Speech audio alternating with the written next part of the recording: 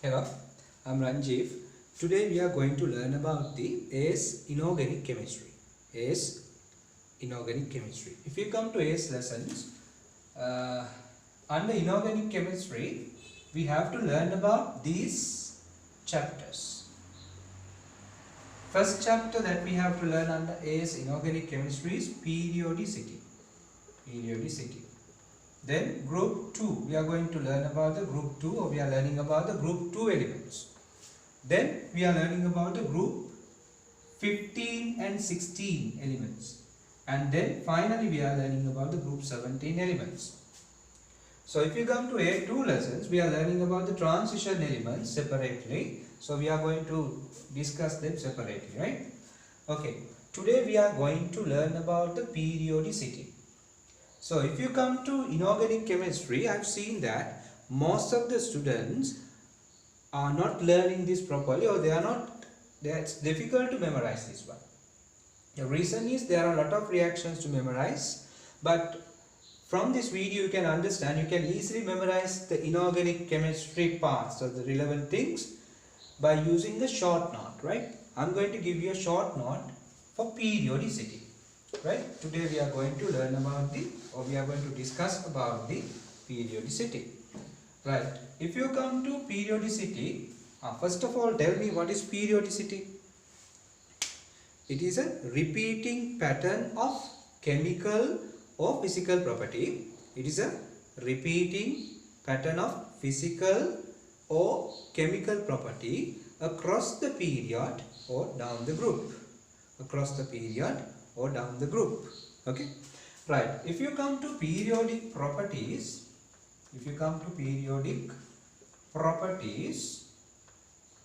so you know that we can divide them into two types. There are two main types. First one is physical properties. Second one is chemical properties. First of all, we are going to learn about the physical properties. Then we are coming for chemical properties. Okay. Right. So what are the physical properties that we have to learn under this one? Right. We are learning these physical properties. First of all, we are learning atomic radius. Right. Then ionic radius. That is the second physical property that we are learning. Then the melting points and the boiling points. Then conductivity. Finally, we are learning about the ionization energy. So these patterns are, it means atomic radius, ionic radius, melting points, conductivity, ionization energy. So they have a periodic pattern. It means these properties are repeating again and again. They have a periodic pattern. Okay. Right. If you come to atomic radius, you know that what is atomic radius? That is the distance between the center of the nucleus to the last energy level with electrons. The distance between the center of the nucleus and the last energy level with electrons. This distance is called the atomic radius. Right? And when we are measuring the atomic radius, so we can measure it in a different way, right? You know that. So according to the way that we are measuring the atomic radius, we can divide them into three types. There are three types. First one is called covalent radius. I'll write it like this: covalent radius. CR means covalent radius. Next one, van der Waals radius. Next one, metallic radius. Right? According to the way that we are measuring the atomic radius, we can divide them into three main ways, or three main types. What is covalent radius? You should take similar atoms which are covalently bonded with each other, and then you should take this internuclear distance. For example, hydrogen. Take this internuclear distance. If you take it as d, you can divide it by 2, and then you can obtain the covalent radius. Right? To take this radius, these two atoms must be covalently bonded. and you can see that covalent radius is less than the actual radius, right? It is less than the actual radius. You can understand that, right? Internuclear distance should be divided by 2, then you are getting the covalent radius. Next one is van der Waals radius. You know that if you take argon, neon, means the noble gases, they are not chemically combined. They are not chemically combined. Because of that, we are taking two touching atoms like this, and then we should get the internuclear distance between these two atoms. It means we should take the closest atoms. Usually these atoms are not touching, but we should take the closest two atoms, like we take neon, two neon atoms, and then you should take this internuclear distance and it should be divided by 2 to get the van der Waals radius. Van der Waals radius. Van der Waals radius. Okay? This internuclear distance should be divided by 2 to get the van der Waals radius. Right, I told you that covalent radius is less than the actual radius and the van der Waals radius is slightly greater than the actual radius. Then what is metallic radius? Metallic radius means we should take two atoms or two ions which are close to each other, which is in a metallic lattice. For example, sodium ions, and then get this radius and divide it by 2 to get the metallic radius. Right? This is the way that we are measuring the radius. Okay? Means we, according to the way that we are measuring the radius, we can divide them into 3 times. So you can follow the short note like this. Okay? But I am erasing this because I don't have enough space. Okay? Right. Then tell me, what are the factors affecting for atomic radius? To get a periodic pattern, we should know about the factors. There are 3 factors, 3 main factors affecting for atomic radius. First one is nuclear charge. First one is nuclear charge. Nuclear charge means number of protons in the nucleus. You know that when the nuclear charge increases, the electrons attracted towards the nucleus, so atomic radius decreases. Atomic radius decreases.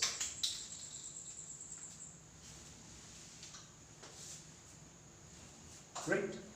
Then the second one is number of shells. Number of shells means energy levels. Right? You can understand when the number of shells increases, atomic radius also increases. No? It increases. Third one, shielding effect. That is the repulsions between the electrons. When the shielding effect increases, you can understand that the atomic radius increases. It means these 2 factors increases the atomic radius. When they are increasing, atomic radius increases, but when the nuclear charge increases, atomic radius decreases. Right? It's clear for you, right? Now, if you go across the period, what is happening for these factors? We see. If you go across the period, you know that nuclear charge increases, right? One by one, the proton number increases, so nuclear charge increases. Right? According to that, the atomic radius must be decreased. Then what happens for the number of shells? Right? You know that electrons are filling into the same shell, so it won't change. It is constant. Number of shells constant. Then shielding effect. What is happening for the shielding effect? You know that electrons, one electron is filled, it means one by one the electrons are filling into the same shell. Right? Because of that, the shielding effect must be slightly increased. No? Shielding effect must be slightly increased. Slightly increased. But we are taking that's almost constant. Almost constant. Okay. Then what is the main factor affecting for the atomic radius across the period? That is nuclear charge. According to that, across the period, atomic radius decreases. Atomic radius decreases. Atomic radius decreases. Then, if you go down the group, you know that nuclear charge increases down the group. Number of shells increases down the group. So, shielding effect also increases. According to these two factors, atomic radius must be increased. But according to the nuclear charge factor, you know that when the nuclear charge increases, atomic radius decreases. According to this factor, atomic radius must be decreased. But this factor is overweight by these two factors. Nuclear charge factor is overweight by number of shells and shielding effect factors. Because of that, across the period, down the group, we can say that the atomic radius increases. Now you can understand the periodic pattern. Across the period, atomic radius decreases. Down the group, atomic radius increases. Right? And you should know how to explain these variations. Right? Right. That is atomic radius. It's finished. Then we are coming for ionic radius.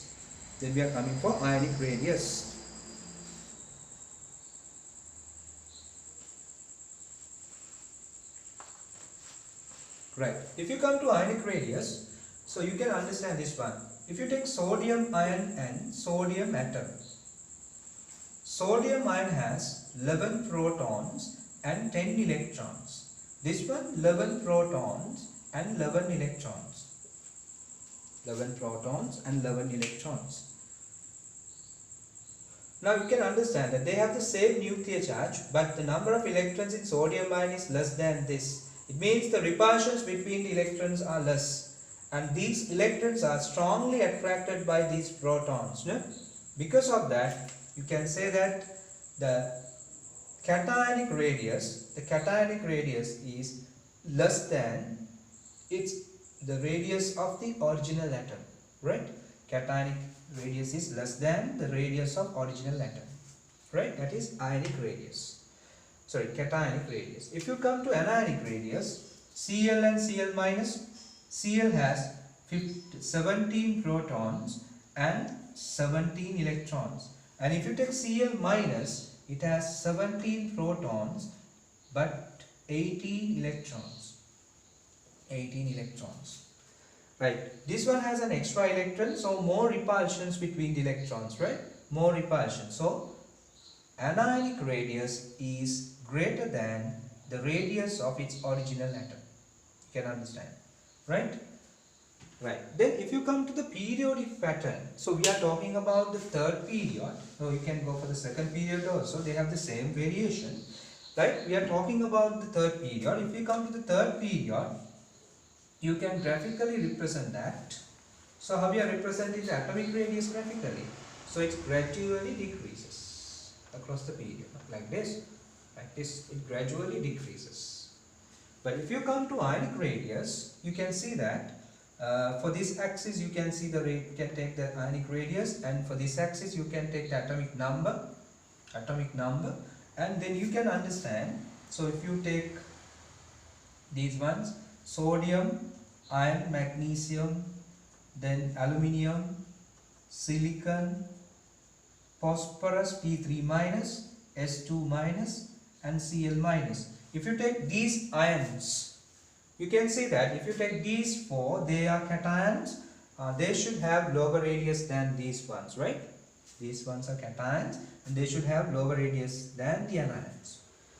And you know that if you go across the period, you can see that number of protons increases. They have the same number of electrons, right? According to these charges, they have the same number of electrons, but the number of protons increases one by one.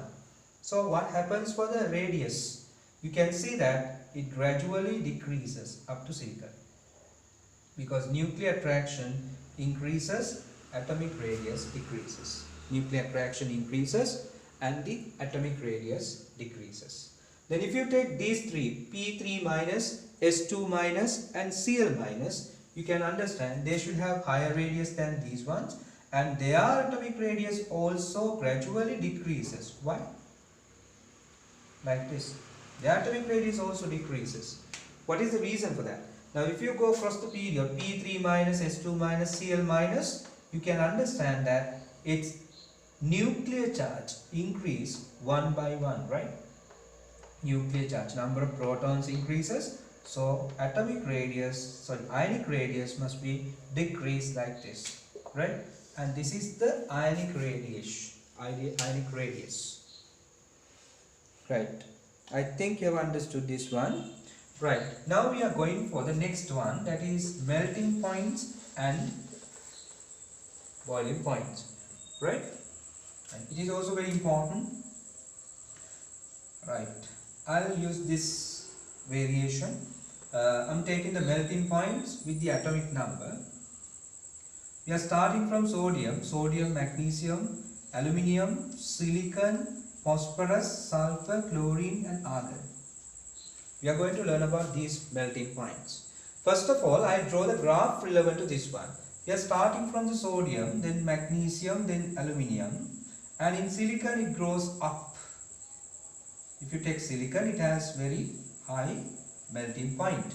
So I'll give you the value. Value is, no need of memorizing the values, right? So if you come to the value, the melting point of silicon, is 1683, right? And if you take sodium, that is 371. Sodium is 371, no need of memorizing, and this is 1681. You can see that it's a big difference, right? Right, we'll see the reasons. Then if you come to next one, phosphorus, its melting point is, no need of memorizing, 317. It drops, no? So it comes up to here. And if you take magnesium, the melting point is 923. 923, it should go up, no? 923 means it should have higher melting point. 923. Right, it's like this. This is 923 magnesium. Right. And this is 317. Then what happens to the sulfur? It's very important. Sulfur, the melting point of sulfur is 392. You can understand that it's greater than the melting point of sodium, right? It's greater than the melting point of sodium. So it's 392. 392. Right, now we can draw it again. So it's like this, drops in phosphorus, then increase, and then drops it again in chlorine, and in argon it drops further. If you take chlorine, it is 172, and argon is 172, and the argon is 84. Right? No need of memorizing these melting points, but you should understand the reasons for these variations. You should know the reasons for these variations. Okay. Now, if you come to this one, sodium, magnesium, and aluminium, why they have relatively high melting points? The reason is they have strong metallic bonds or metallic lattice. They are forming metallic lattice. Metallic lattice. That is the reason, right? You know that metallic lattice, its strength depends on the number of delocalized electrons released to the sea of electrons. If you take sodium, it releases only 1 electron, magnesium releases 2 electrons, aluminium releases 3 electrons. That's why the melting points gradually increases like this. Why? Because the number of delocalized, when the number of delocalized electrons increases, melting point also increases. And why that this one? The silicon has the highest melting point. The reason is it forms giant molecular lattice. Giant molecular lattice. It's a covalent lattice, giant one, right? So because of that, it is bonded through strong covalent bonds. We should provide more energy to convert this into the liquid form, right? You can understand that. Then in phosphorus, it has relatively higher melting point because it's a solid, you know that. It presents as P4 molecules. Sulfur presents as S8 molecules. S8 means it has more electrons. You should know this one. This is giant molecular lattice. This has giant molecular lattice. And these ones, they have They are simple molecules. They are simple molecules. So they have intermolecular forces. So what are the intermolecular forces present in these ones? Van der Waals forces. They have Van der Waals forces. You can write like this. No need of writing everything, right? So by using this graph, you can understand this. These ones, they have Van der Waals forces. You know that when the number of electrons increases, the strength of the Van der Waals force increases. That's why S8 has higher melting point than P4, right? Because it has strong Van der Waals forces. Then these ones, they are dropping because they have weak Van der Waals forces. Weak Van der Waals forces. This is melting point and boiling point variation. I think you have understood these ones. Right. Then we are coming for the conductivity. Conductivity. Right, conductivity. Right. If you come to conductivity, you know that conductivity depends on the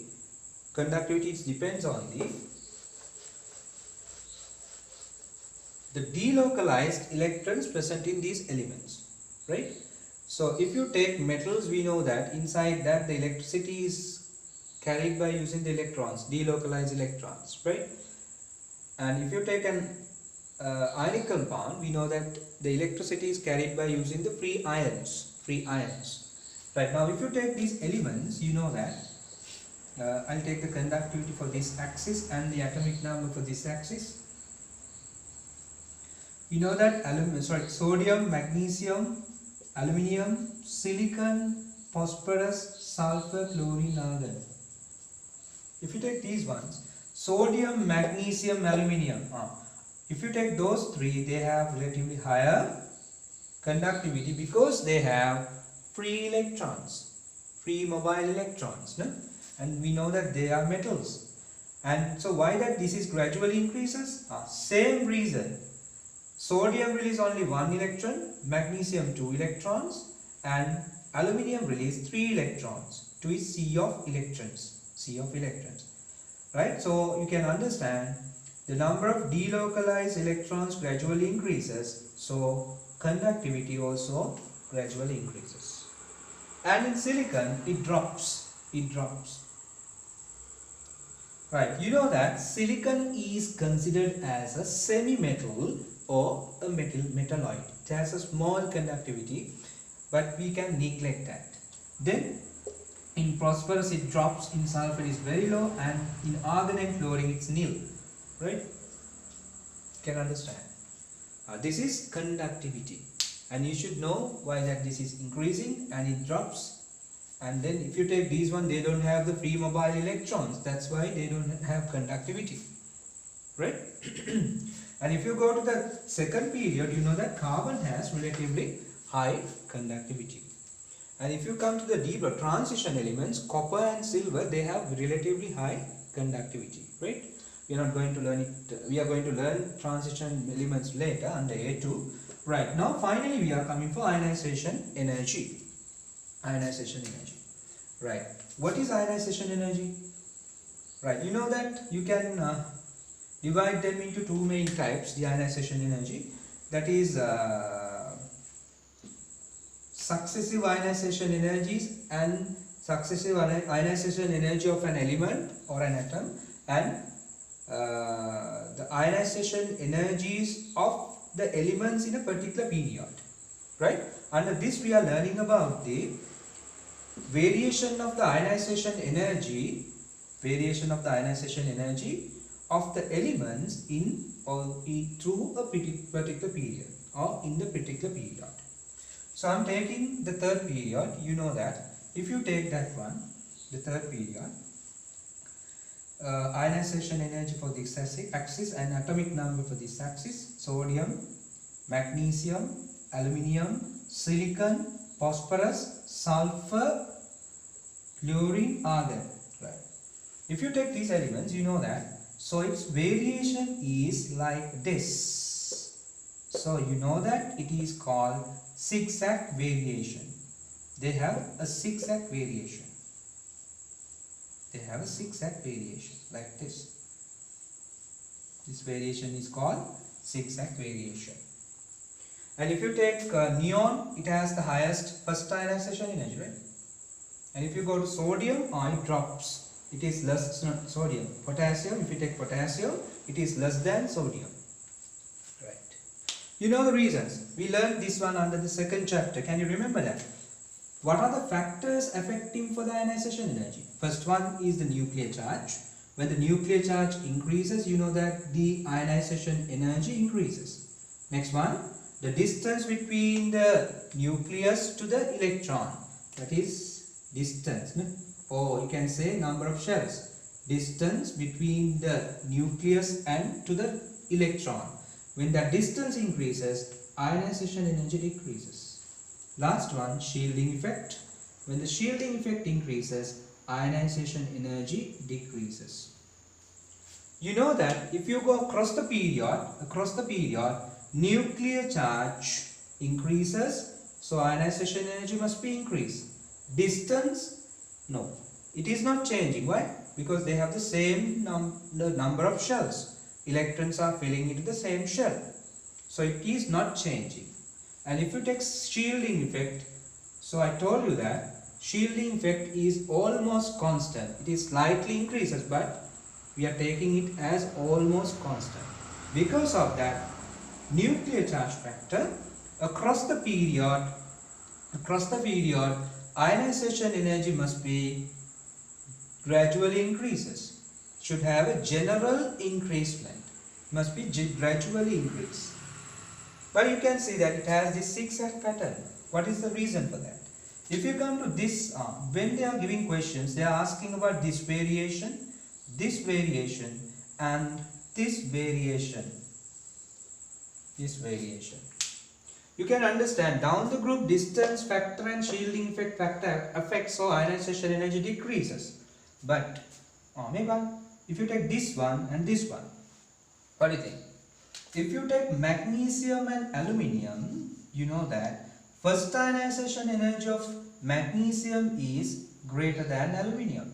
The reason is this. If you take magnesium, its configuration is 1s2, 2s2, 2p6, 3s2. If you take aluminium, that is 1s2, 2s2, 2p6, 3s2, 3p1. Now you can understand. If you take aluminium, its electron must be removed from 3p1. It is slightly further away from the nucleus than the last electron of magnesium. Slightly away. And it has more shielding effect, right? More shielding effect than this. Electron is slightly away from the nucleus and more shielding effect because of those two factors, although the nuclear charge increases. Magnesium has 12 protons, aluminium has 13 protons. Although the nuclear charge increases, ionization energy drops due to that distance factor and shielding effect factor. You can understand, right? Then if you take these two, what is that? If you take that is phosphorus, right? Phosphorus, its configuration comes like this: 1s2, 2p6, 3s2, 3p3, 15. Then sulfur. If you take sulfur, it's like this: 1s2, 2s2, 2p6, 3s2, 3p4. Right? You know that this is called the valency shell. If you take the phosphorus and if you draw the valency shell, the orbital diagram, and if you take sulfur and if you draw the valency shell, the electron arrangement of the valency shell, this comes like this and sulfur comes like this. You know that electrons are filling according to the Hund's rule, right? First it's singly filled, then becomes pair. Right. Now if you take sulfur, you can see that it has an extra electron, right? It means it has more repulsions. That repulsions are called, you know that is called inert spin pair repulsions. Due to the spin pair repulsions, sulfur has lower first ionization energy than phosphorus. Right? So that is the reason for this variation. And you know that this one, the neon and sodium, why that variation comes. Neon has less number of shells and less shielding effect. Sodium has more shielding effect and more shells. Okay, right. So because of that, sodium has lower first ionization energy than neon. Which element has the highest first ionization energy among the elements in the periodic table? That's helium, right? Then helium, neon, then not argon, fluorine, then argon, then nitrogen, oxygen, like that goes. Right. So these are the main physical properties, and you should know about the electronegativity also. And you learned about electronegativity. What is electronegativity? Ability to attract bonded electrons. Ability to attract the bonded electrons which is present in a covalent bond towards the atom is called electronegativity. Electronegativity, you know that across the period electronegativity increases, down the group electronegativity decreases. So which element has the highest electronegativity? It should be neon, right? No, not neon. Neon is not making bonds, no. According to the definition, the highest electronegativity is shown by fluorine. That is, according to the Linus-Pauling scale, that is 4.0. Fluorine, oxygen, nitrogen, then fluorine, sulfur, carbon, phosphorus, hydrogen, like that. To this side, it decreases. This is the scale that we are using to express the electronegativity. This is, according to that, this is called Linus-Pauling scale. According to that, this is 4.0. Then you can reduce 0.5. This is 3.5. Then, sorry, 3.5, 3.0. This is also 3.0. Then sulfur 2.5, carbon 2.5, hydrogen, phosphorus 2.1. You can see that these two have the similar electronegativities because we are taking the electronegativity for the first decimal point. But if you go for the next one, nitrogen has higher electronegativity than fluorine. Right, this is periodic properties, physical properties. We learned everything. So like this, try to memorize this. Don't be parrots. Try to memorize this. In the next video, we are learning about the chemical properties. I'll give you a simple method to memorize all the reactions, all the properties relevant to the chemical one. Right? Okay. Bye. Thank you.